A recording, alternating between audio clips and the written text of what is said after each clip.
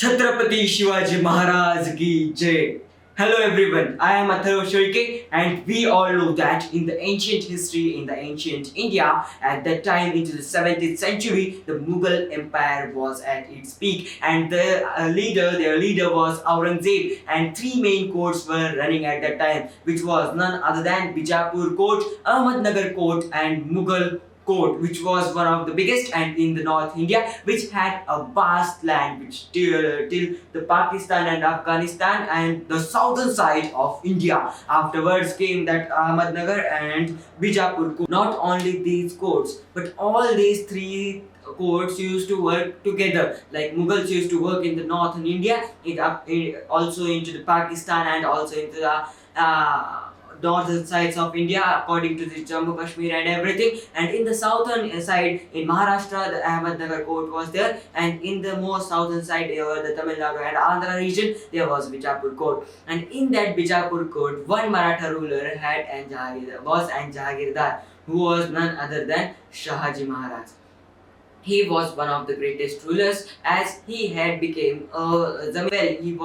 He contributed his life to replenish the temples and also built many temples and help others. But when the Nizam Shah came up and Bijapur court was destroyed, at that time he supported Nizam Shah and was a Jahagirdar at Nizam Shah, and there a war was broke out between Mughal and Nizam. But at that time Nizam was a little bit away from getting vanished. Because of Shahaji, they saved up. But afterwards, what happened, we don't know. Nizam was a little bit of unsound guy of mind, and he killed one guy openly in the court. And many more things like that. He broke many temples. Because of that, Shahaji left the court of Nizam and joined Mughals. And there as well, he was treated like a noble man. In that time, the need for Purn Swaraj in Maharashtra eagerly waited for a lion. And we all know that lion takes birth at the stomach of lioness. Just like that, Shivaji Maharaj took birth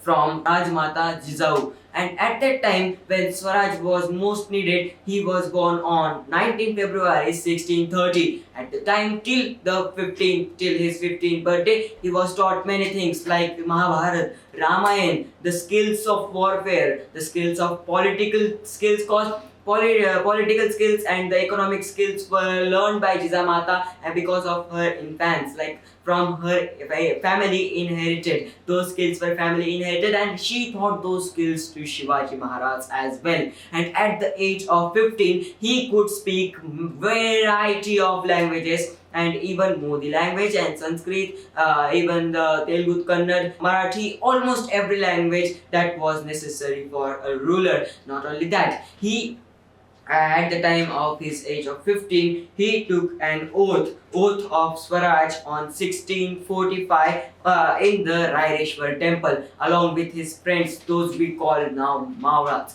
Maurats were the noblemen of Shivaji who were ready to give their hearts for the freedom of the country, for Swaraj of the country. There he gave a bloodbath to the Lord Shiva and took an oath that I am going to be the new ruler and going to treat everyone right. And it was like not a democracy but a democratic way of living in an monarchy.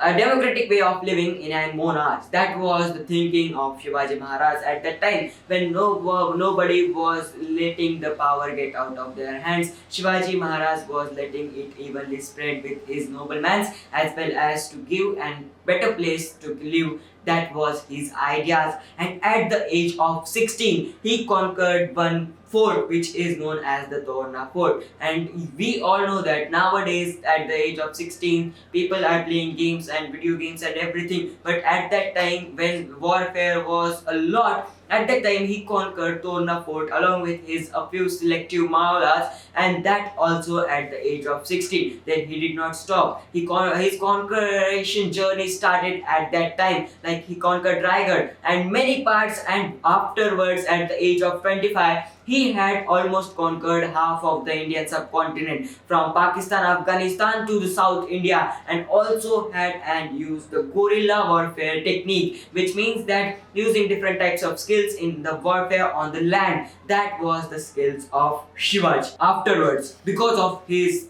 these types of successes, Mughal rulers used to feel jealous. And at that time, he did a treaty with Jai Singh, and that was 23 forts along with a few gold and other rewards for a treatful peace. But that was an not so good deal.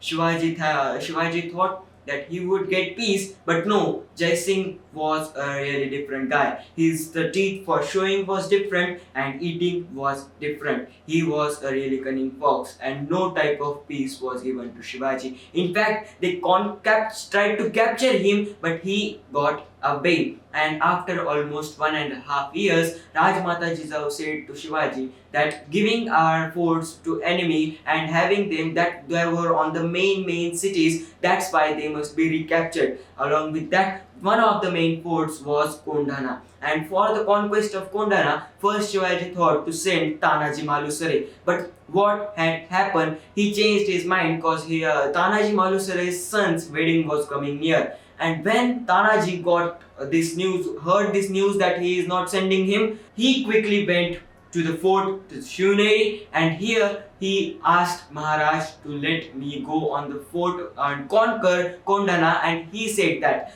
first the marriage of the fort, afterwards the marriage of my son. These were the lines remarked. These types of men, these types of friends was what Shivaji got and what made us Poon Swaraj at the time of 16th century. Not only this, he used his different types of tactics like Ghorpade Bandhu, who used them to help climb up the fort Kondana. Kondana is a really steep fort, and on that steep fort they were able to climb, and tactics were like to enter from the three different doors and attack on the enemy. And at that time, a really huge cannon was there into the hands of enemy. So before blasting that cannon, they need to control it, and because of that they also fought it all night and at last captured it. But at what cost?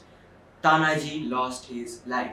That's why Shivaji, when he came there at the morning, Tanaji had said that even if I die, don't come there. So that's why Shivaji was like could not hold his tear back, as Tanaji was a really brave lion and a successful man for his team, a man who could conquer many forts alone with his strategies. That's why at last Shivaji went and could not hold that patient much longer. He saw Tanaji nearly dead, and he quoted something that was, "We got the fort, but lion was dead."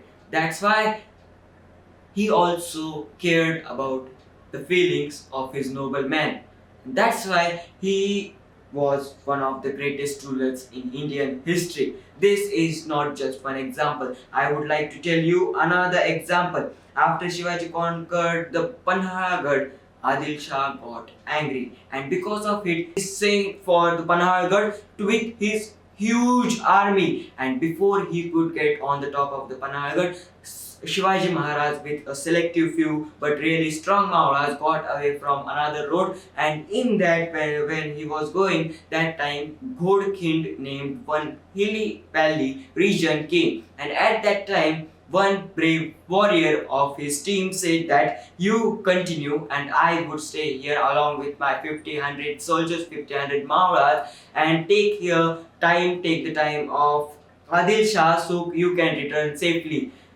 And who was none other than Baji Prabhu. Shivaji Maharaj said that no, I would fight against him here only with you, but Baji Prabhu said that millions of soldiers can die, millions of Maharajs can die, but no, the one who is feeding them must not die. The one who is feeding them must not die. That's why Shivaji Maharaj, these types of men were what he had got. These types of Maharajs were what he had got in his team. That's why he was a successful ruler. This is not only an example, because even if Baji Prabhu's head was detached from his body, still he continued fighting and stopped Adil Shah right there. He had said that beat some cannons, and once I would hear that, I would stop fighting, because I would know my king has reached his destiny. Because of that, that same thing happened, and he stopped fighting against Adil Shah, and once again Shivaji Maharaj's life was saved.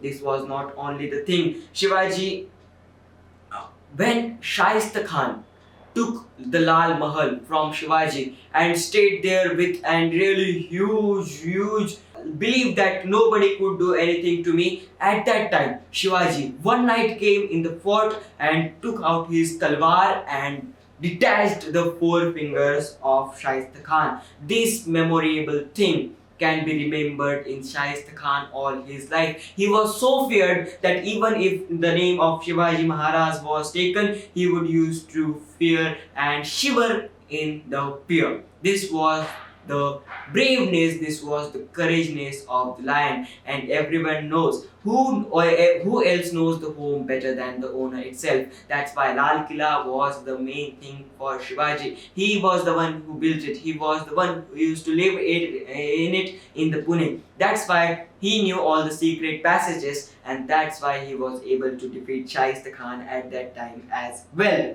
Another huge story is that Afzal Khan was sent to kill Shivaji, and at that time he said that no, I am here just to meet you. And when the meeting place was set and they both came, Afzal Khan secretly took to kill him just by suffocating her. If you are an Marathi viewer, if you know Marathi language, then you have heard that in Pawada that "Ao Shivaji, Ao," and then they both struggle starts. At that time, one main thing which have helped Shivaji was Vagnaka. Vagnaka means the nails of the lion, which translate to nails of the lion. Nails of the lion in English, which was none other than hidden in his claws as well. And he took out them and did and strike just like a lion, cause you know an injured lion is more dangerous than a normal lion. And at that time in that struggle, Afzal Khan was killed. This was another really huge success for Shivaji at that because Afzal Khan was and no ordinary man. He was really tall guy and killing him, nobody would have thought killing him. That type of bravery, that type of courage was shown by Shivaji Maharaj and Afzal Khan was killed at the entrance of Pratapgarh. Not only this, but when Aurangzeb said to Shivaji Maharaj that come meet me and I would also give you and a really high noble position. At that time when he went there, Aurangzeb did not treat him right and he was at the back of the line in the noblemen's. This angered him, but the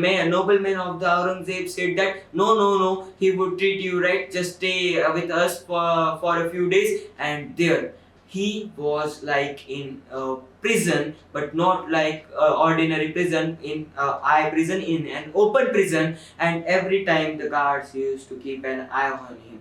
But at that time, when he got to know that Aurangzeb is not going to treat him right, and everything is just a plan of Aurangzeb to capture the forts of Shivaji, he said that I am feeling ill and I must call many pandits to help me feel safe. And after that, every day, lots of sweets used to get out of that room in huge baskets.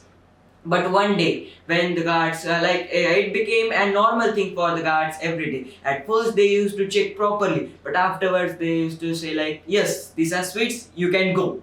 And because of that, one day, Shivaji Maharaj and his son Sambhaji slept out of that fort along with a few men who had been there with them all this time, and they ran out. This was the miraculous escape of Shivaji. Overall, these all things were the main things that you must know as a weaver from the foreign of great Shivaji Maharaj. This is only the tip of the iceberg. You know that in the deep inside it is really big. Just like that, Shivaji Maharaj did not only did these types of brave things, he did vast types of brave things, that is n number of brave things in his whole life. And like this, the man who had the herds of his Maurats, the man who took everybody together and formed the Swaraj, none other than Chhatrapati Shivaji Maharaj. माझ्याकडनं त्यांना हा मानाचा मुजरा. आता हे